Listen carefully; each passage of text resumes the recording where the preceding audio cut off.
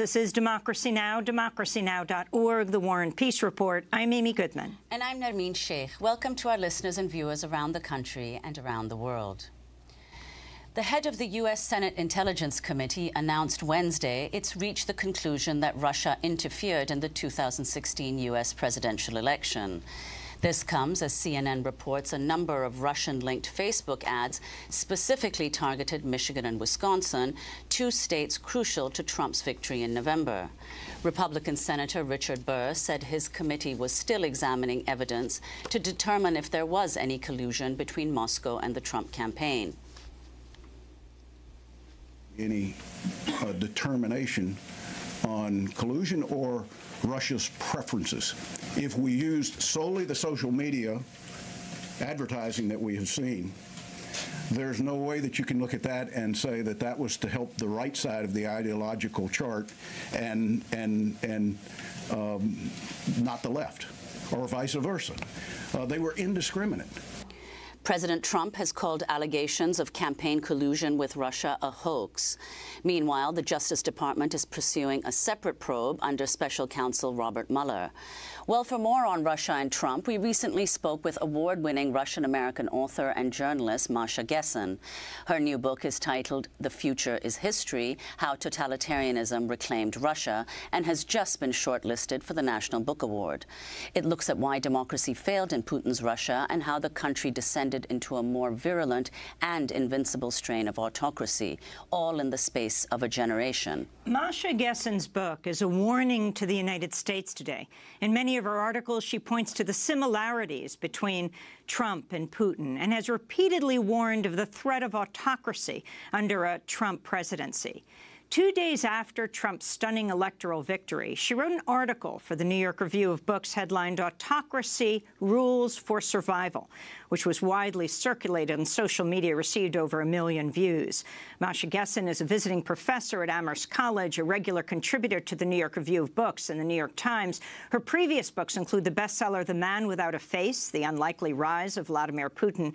We spoke with her last week and started by asking her about this viral story she wrote, Autocracy: Rules for Survival. So the way that piece came about, actually, was that on election night, like most people, I was at a horrible party, a party that began well and ended horribly. And by the time I got home, I got several notes from people I knew, close friends and not so close friends, sort of saying, "What do we do now?" As though I were some sort of guru on looming disasters. And I thought there was a point to that, because even though I don't think that Trump and Putin are that similar, right, they have major points of similarity because they perceive power in the same way and because they perceive politics in very much the same way. Even though they don't have, they're very different men, there's something that I have learned over 20 years of covering Putin and 20 years, even more importantly, of living, in a disintegrating democracy that I thought I could probably help convey to my friends and to other people. So that was sort of the genesis of that piece. I think that things have gone pretty much as badly as I had expected. When I was asked what my greatest fear was, I said my greatest fear was a nuclear holocaust, which seemed ridiculous, a little less than a year ago, and we are on the brink of that, actually, and we have been for weeks, right? Which is something that we try not to talk about, because how do you talk about that? Right? I think that certainly one of the 6 rules for autocracy was institutions will not save you. And the reason that I considered it necessary to write that was because at the time, if you remember, a lot of people were saying, well, yes, Trump is the kind of politician who has never been president in this country, but institutions of our democracy are so strong that he's not going to be able to do that much damage. And my sense was that a lot of what people thought of as institutions were actually norms and habits and customs.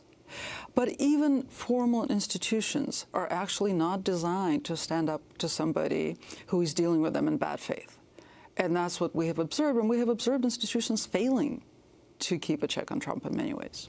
And what are some of the steps that you think, I mean, apart from the impact on institutions or together with that, what are the steps that Trump has taken that bear the mark of autocratic rule? Well, he governs by gesture. Right. And this is something that has been very difficult for us, I think, to assimilate, because people who are in the business of analyzing politics and understanding politics think about politics as policy and strategy and sort of a story that has a future, right? And Trump doesn't think of politics that way at all. He thinks of effective gestures. He thinks of demonstrating his power, right? So a good example is the tweet about banning transgender people in the military, right? Sort of the scramble to try to understand what had just happened was fascinating to me, because one of the first things that people reacted by saying was, well, it's a tweet, right? It's not an executive order. Well, he's the commander-in-chief. He can tweet his policy if he wants to. Right? To him, that's the most effective gesture. Then the second order of interpretation was, well, what does it mean? You know, what is he trying to accomplish? He's not trying to accomplish anything except demonstrate his power. And I think also instinctively sort of keep us on our toes, right? The less predictable his behavior, the less, the more sort of it's oriented toward demonstrating raw power, the more he accomplishes what he intuitively wants to accomplish, which is establish power. One of the things that you say, and you've said several times in your articles, I mean, you said just now that obviously Trump and Putin are not identical, but they do share much in common. And in fact, in one of your pieces, you suggested that Trump, in certain ways, may actually be worse. You say, and let me quote you, where Putin's unpredictable persona is a carefully cultivated one, Trump has given no evidence that his madman act is an act. So could you elaborate on that? Right.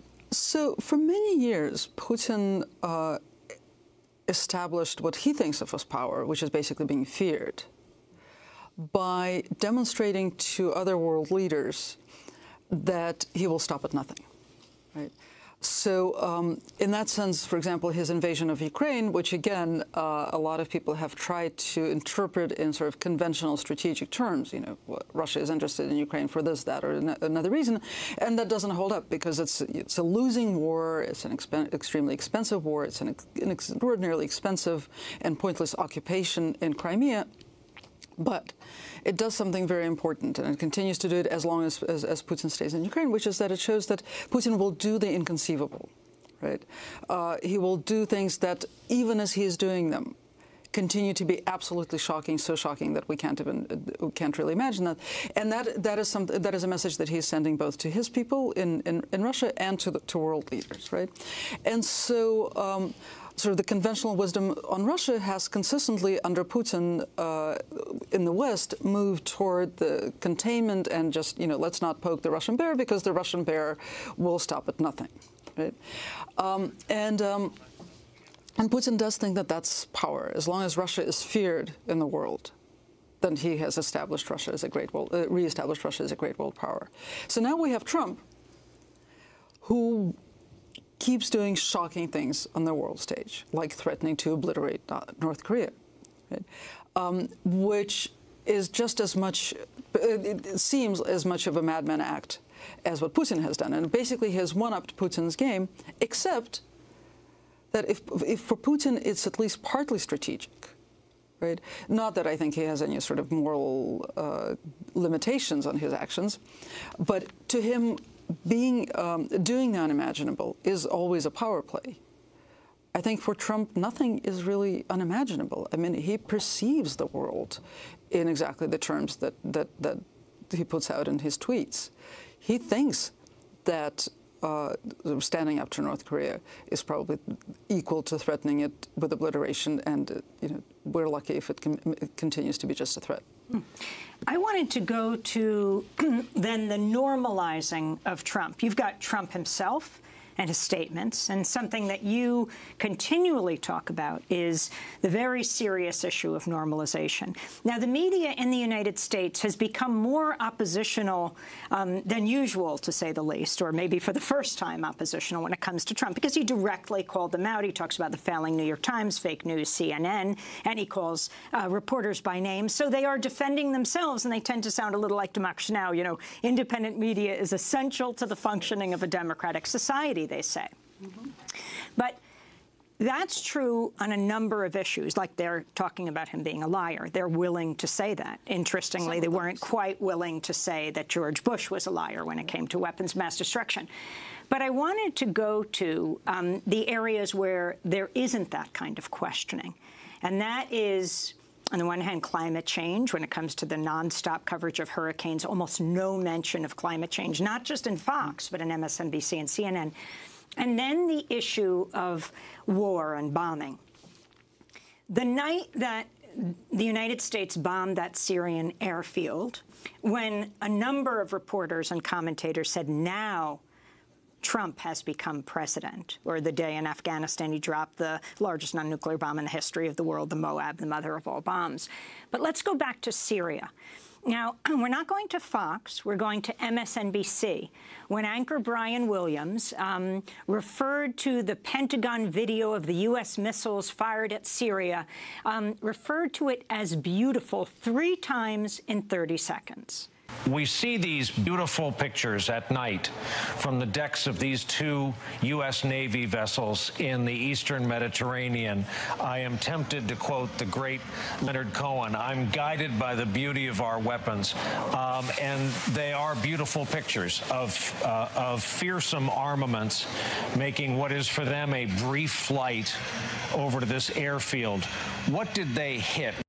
Can you hear Leonard Cohen rolling over in his grave? Well, that was MSNBC's Brian Williams. And this is CNN's Fareed Zakaria speaking on New Day Friday morning of that week. I think Donald Trump became president of the United States. I think this was actually a big moment because candidate Trump had said that he would never get involved in the Syrian civil war. He told President Obama, you cannot do this without the authorization of Congress. He seemed unconcerned with global norms. President Trump recognized that the president of the United States does have to act to enforce international norms, does have to have this broader moral and political purpose. So that was CNN's Fareed Zakaria, and before that, Brian Williams.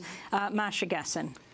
So, you know, the thing about normalization is that, in a way, it's inevitable, because this is the reality that we're living in, right? This is the president of the United States. And to entirely refuse to normalize him would be to deny that reality. And I think that's the problem that faces a lot of journalists, which is, how do you continue to do your job? How do you continue to treat this, your job, seriously, if, you know, if we have a deranged clown for a president? And so the moment that he starts acting a little bit less like a deranged clown, the moment that he does something like, you know, lob 59 missiles at Syria, which is more normal in terms of the presidency than tweeting, right, about Arnold Schwarzenegger's ratings on The Apprentice. Which doesn't make it right. It doesn't make it right, but it is closer to what presidents do. To what we assume presidents do, or at least the president of this country.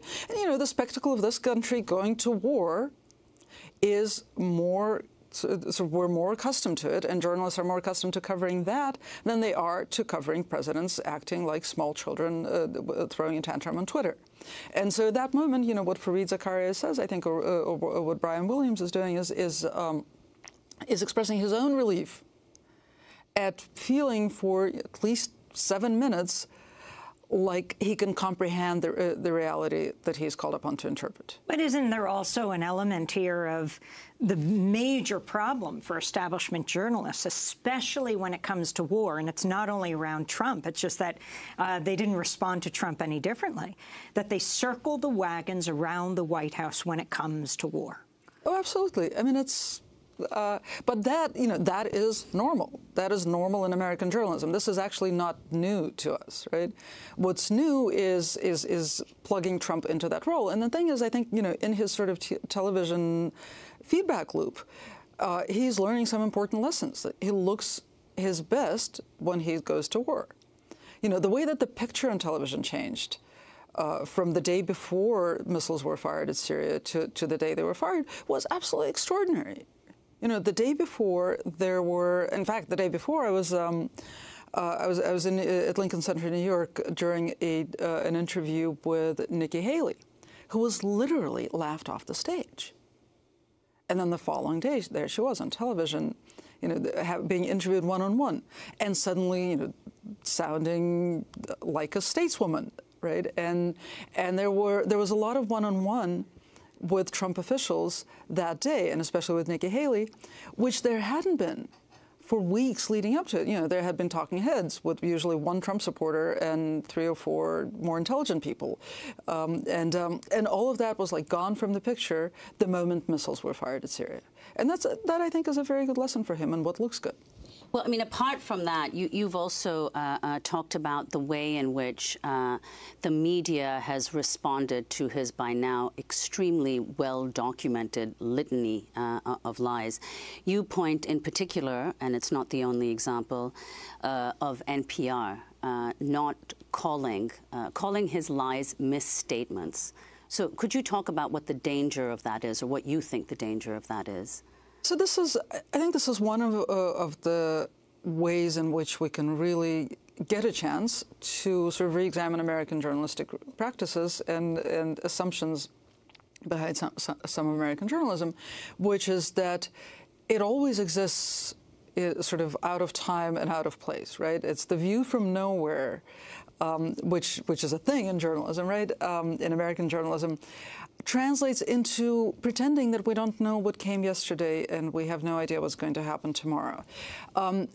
How that relates to the idea of not calling his lies lies is that, the NPR explains that in order to call something, that a lie is an intentional fiction, right? And since NPR doesn't have a direct line to Trump's soul, they don't know whether he actually intends to mislead us or whether he accidentally makes a mistake. So, for example, when he talks about his crowd size, that it was larger than President Obama's, and you see the picture's 1.8 million, and his is a tenth of the size, and he says his was larger.